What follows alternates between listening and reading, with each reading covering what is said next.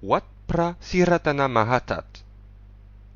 Wat Prasiratana Mahatat était sans doute le centre de la ville de Chalieng, ou de l'ancien Si Satchanalai au XIIIe siècle, à l'époque où la culture khmer était dominante en Thaïlande.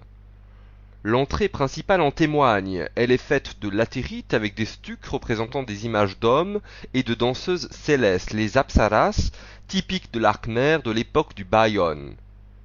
Plus tard, pendant la période de Sukhothai, le Wat Prasiratana Mahatat est demeuré un important monastère, comme en témoignent plusieurs œuvres artistiques qui y ont été créées, comme l'image du Bouddha marchand dans le Vihara principal, bâtiment où se tiennent les cérémonies religieuses, ainsi que dans le Bouddha debout serti dans le mandop.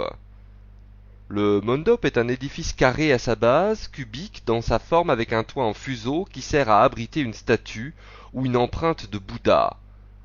Le roi de Sukhothai, Ramkhamhaeng le Grand, venait poursuivre des activités religieuses dans ce temple, comme il est décrit dans la stèle numéro 1 qui se trouve au Wat Prasiratana Mahatat à Chalieng.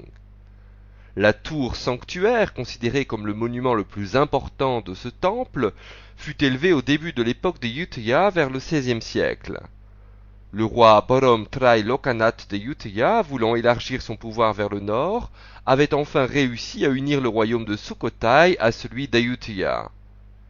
À l'époque de Thonburi, après avoir vaincu la rébellion de la ville de Phang en 1770, le roi Taksin le Grand se rendit dans ce temple pour célébrer sa victoire durant 3 jours.